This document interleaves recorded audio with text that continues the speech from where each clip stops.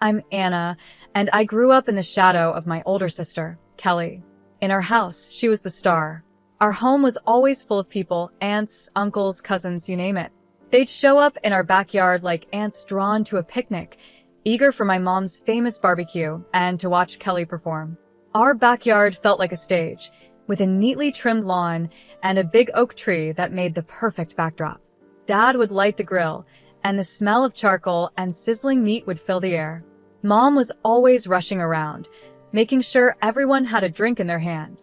"Kelly, sweetie," Aunt Cheryl would call out over the noise. "Why don't you sing us a song?" And just like that, all eyes turned to Kelly. She would jump onto a chair, her golden curls bouncing and a playful sparkle in her eyes.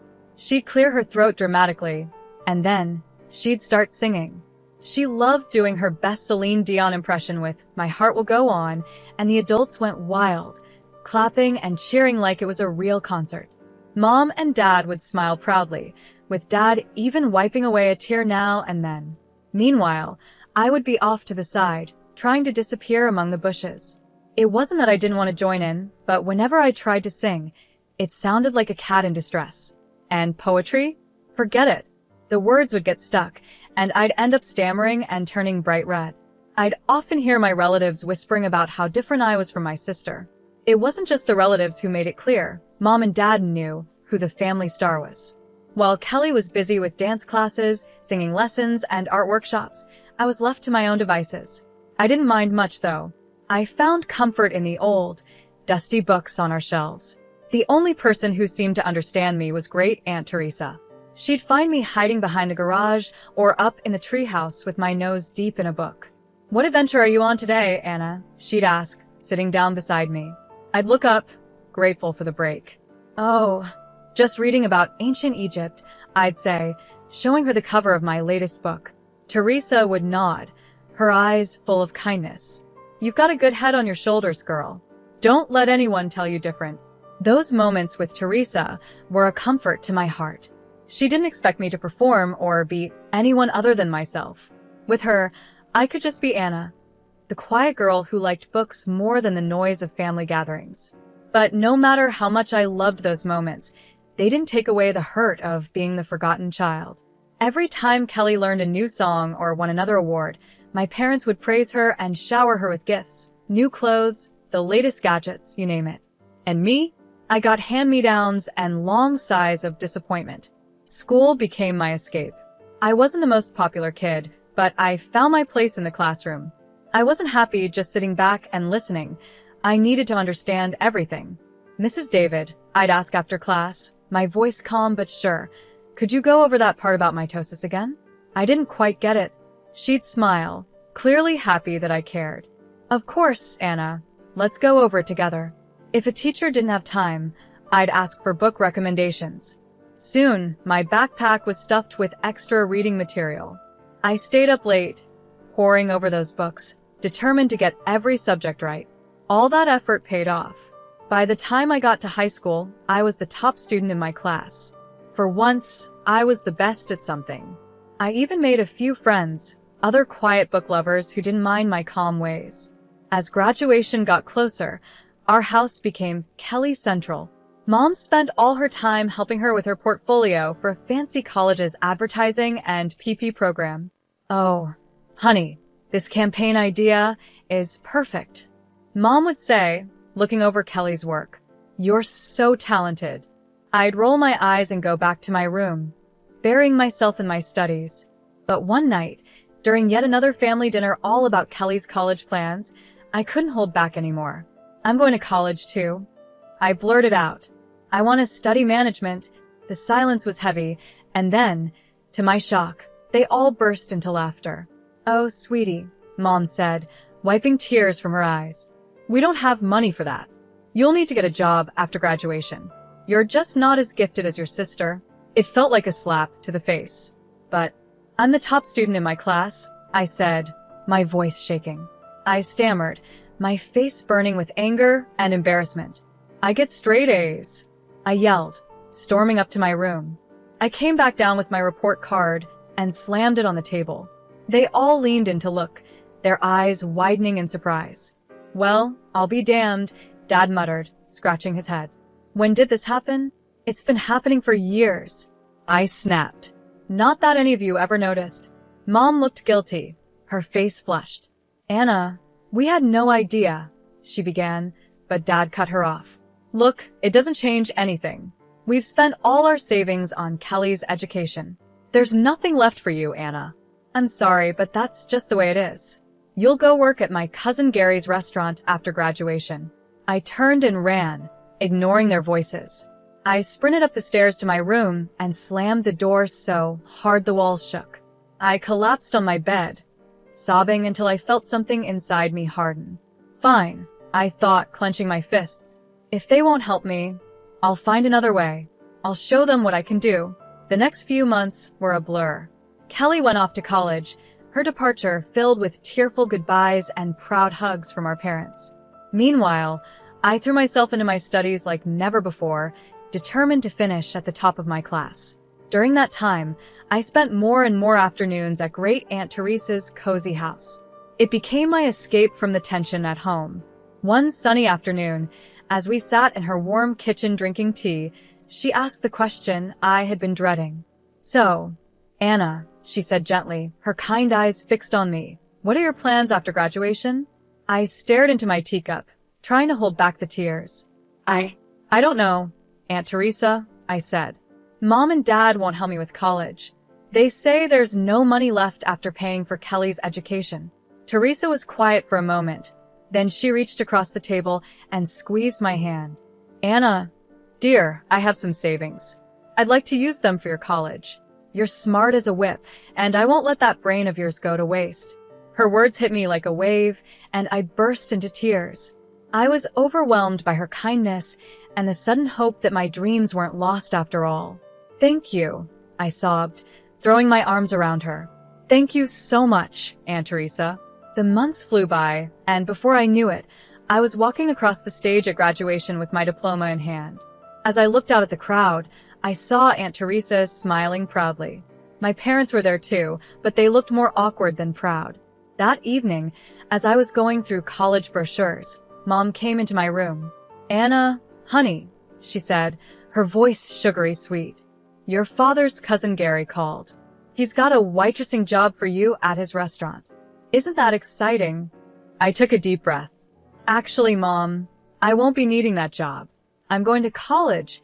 Dad appeared in the doorway, frowning. And how exactly do you plan to pay for that? Aunt Teresa is helping me, I said, holding my head high. She's giving me her savings for tuition. The silence that followed was almost funny. Then, to my surprise, Dad's face turned red with anger. Absolutely not, he shouted. If Teresa has money to spare, it should go to Kelly. She needs a car for her job in advertising after she graduates next year. I couldn't believe what I was hearing. Are you serious? I snapped.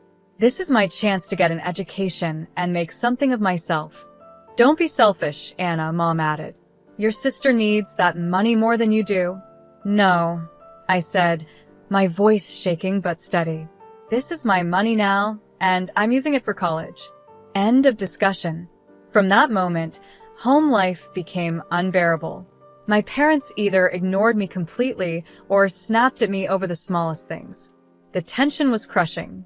After a terrible argument one night, I called Aunt Teresa, crying, and told her everything. Pack your bags, sweetheart, she said without hesitation. You're moving in with me. The next day, I packed everything I owned into a cab and drove away, watching my childhood home shrink in the rearview mirror. As I arrived at Aunt Teresa's house, I felt a huge weight lift off my shoulders. The summer flew by as I prepared for college, and before I knew it, I was stepping onto the campus of State University. Thanks to my high grades and Aunt Teresa's kindness, I got into the management program I had always dreamed of.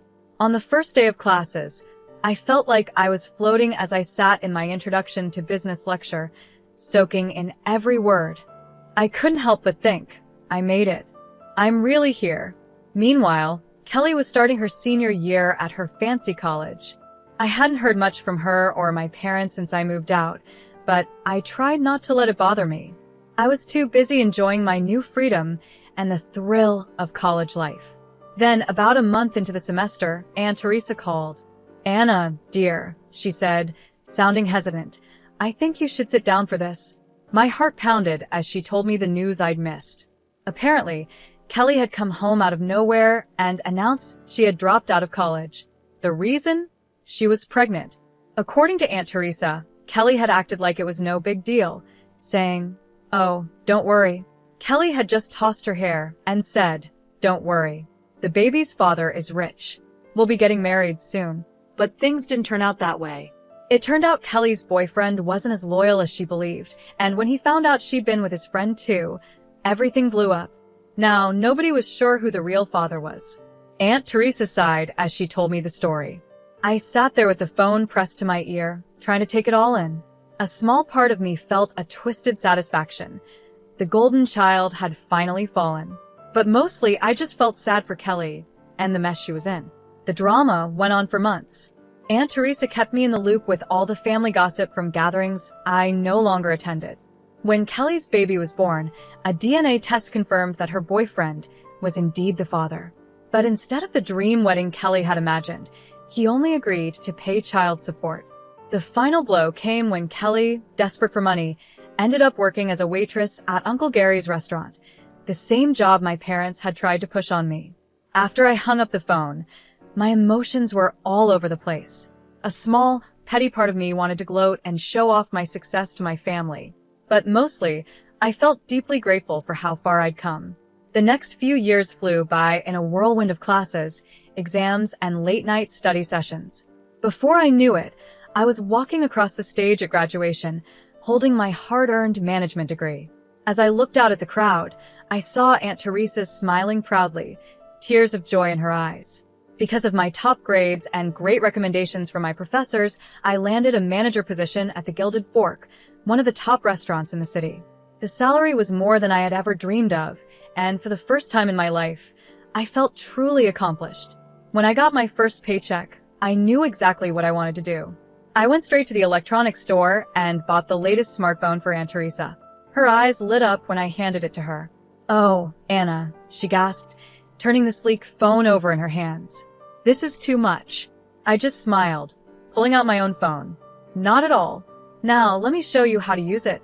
Over the next few weeks, I taught Aunt Teresa everything about social media. She picked it up quickly, especially enjoying YouTube's video feature. Soon, her page was full of videos, her garden, her cat, and her famous apple pie in all its stages of preparation. I'd watch Aunt Teresa's videos during my lunch breaks, always leaving a comment or a like. It became our way of staying connected, even when work kept me busy. One day, as I was getting ready for the dinner rush, my phone buzzed. I glanced at it and was surprised to see my mother's name. We hadn't spoken in years. "Anna," she said, her voice hesitant. "We were hoping you might come over to talk." After a long pause, I agreed. That Friday, I found myself standing on the porch of my childhood home, my hand hovering over the doorbell.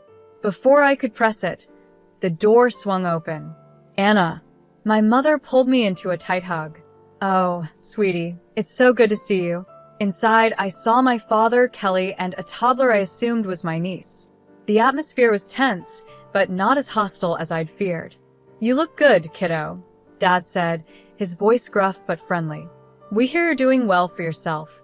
I nodded, still a bit cautious. "I am. I'm a manager at the Gilded Fork now." Their eyes widened when I mentioned the restaurant's name. Mom cleared her throat. That's wonderful, dear. Actually, that's part of why we wanted to talk to you." For the next hour, they apologized for how they had treated me, admitting they were wrong to dismiss my potential. Then they got to the real reason for the visit. "Anna," Mom said, glancing at Kelly, we were wondering if you could help Kelly get a job at your restaurant." I looked at my sister, who was bouncing her daughter on her knee. She wouldn't meet my eyes. "I'll see what I can do," I said finally. "No promises, but I'll ask." True to my word, I spoke to Mr. Brandon, the restaurant owner, about Kelly. To my surprise, he agreed to give her a chance as an administrator. Kelly started the following week. I kept an eye on her, half expecting her to mess up or cause problems, but she surprised me. She was punctual, efficient, and the customers loved her friendly attitude. As the weeks went by, I found myself easing up around her. We weren't best friends, but we developed a respectful working relationship. Just when I thought everything was settled, life threw another surprise my way, this time, a good one. One day, Mr. Brandon called me into his office. My heart pounded, worried I might be in trouble. But instead, he smiled and said, "Anna, how would you like to help me expand the business?" Before I knew it, I was stepping into a new chapter. I was in charge of opening not one, but 4 new restaurants. My days were packed with staff meetings, menu tastings, and crunching numbers. It was exhausting, exciting, and everything I had ever wanted. The promotion came with a big raise, and suddenly I had more money than I knew what to do with. That's when the calls from my parents began. At first, it was small things. "The roof is leaking," Mom would say, hesitantly. "We were wondering if you might be able to help out a little." It felt surprisingly good to say yes, to fix their problems with a simple transfer of money. It started with the roof, then a new water heater, and soon enough, I was paying for a complete home renovation. As their financial situation improved, thanks to the allowance I was sending them each month, the family gatherings returned. But this time, it was different. "Have you heard about Anna's latest project?" Mom would proudly tell the relatives. "She's opening a new restaurant downtown. We're so proud of her."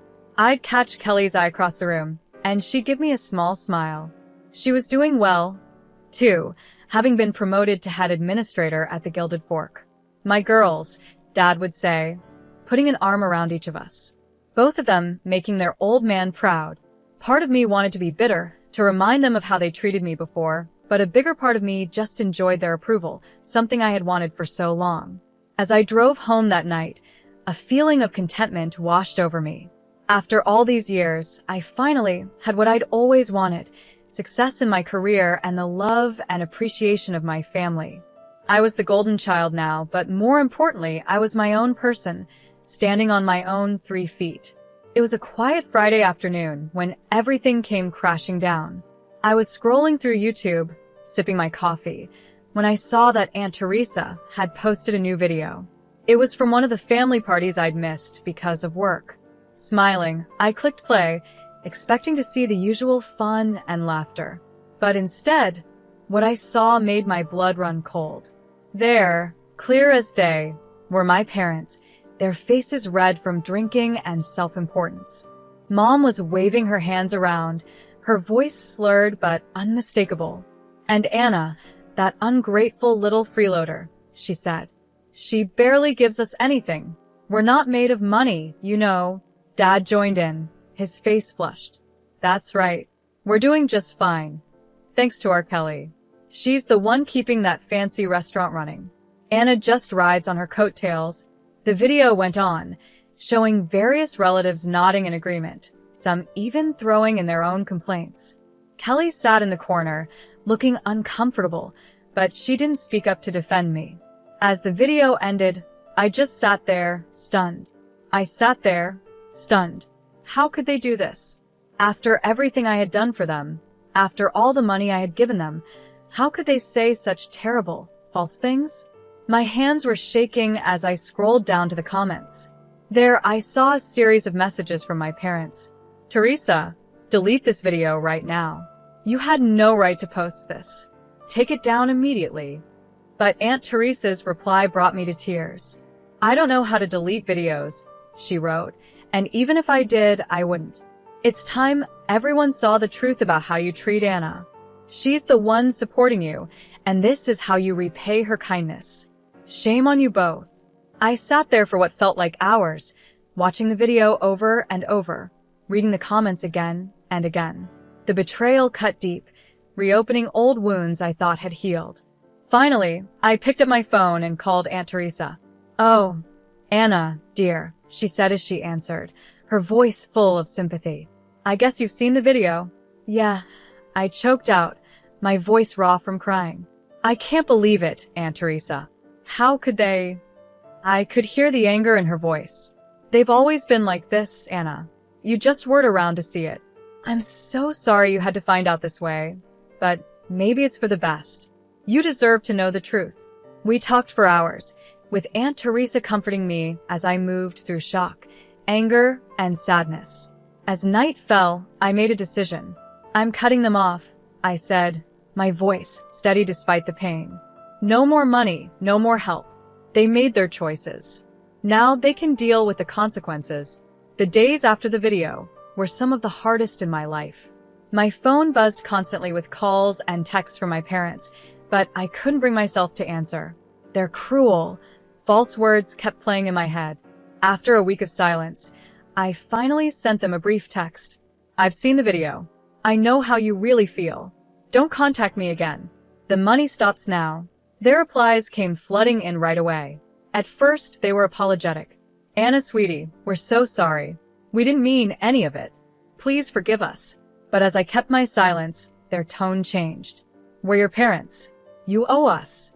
Each message felt like another stab, but I stayed strong. I had given them chance after chance, and they had only hurt me. It was time to end the cycle. Surprisingly, Kelly stayed out of it. At work, she continued to be the perfect employee, efficient and professional. If she was upset about losing our parents' financial support, she didn't show it. Our interactions remained polite but distant. I'm not taking sides, Kelly told me one day after a staff meeting. It's between you and them. I nodded, appreciating that she was staying neutral, even though part of me wished she would stand up for me. But I understood. She had her own child to worry about now. As weeks turned into months, I found myself relying heavily on Aunt Teresa. Our Friday video calls became the highlight of my week. She would tell me stories about her garden or her latest baking adventures, giving me a much-needed break from the chaos my life had become. You're doing the right thing, Anna, she'd say whenever I started to doubt myself. Don't let them manipulate you anymore. To my surprise, other relatives started reaching out too. My cousin Cynthia, who had always been kind to me at family gatherings, sent a heartfelt email. I saw the video, she wrote. I want you to know I think you're amazing, Anna. What you've achieved, how you've helped everyone. You're an inspiration. Don't let anyone tell you otherwise. Uncle Frank, Dad's brother, called me out of the blue. Kid, I've watched you grow up into an incredible woman. Your parents are fools if they can't see how special you are. You've got family in your corner. Remember that. These words of support felt like healing for my wounded heart. I realized that while I might have lost my parents, I had gained a family who valued me for who I truly was. As the year came to an end, Mr. Brandon called me into his office. I went in, nervous, worried that the family drama might have affected my work. But instead, he greeted me with a big smile. Anna, I'm retiring next year, he said. I want you to take over as CEO of the restaurant group. I stood there, stunned, unable to speak. Finally, I managed to stammer. Are you sure? He nodded, his eyes shining. I've never been more sure of anything. You've earned this, Anna. You're the reason this business has flourished. It's time you took the reins. As I left his office, my mind spinning with excitement, I realized something important. The little girl who had once been ignored and underestimated had grown into a woman who exceeded everyone's expectations, including her own.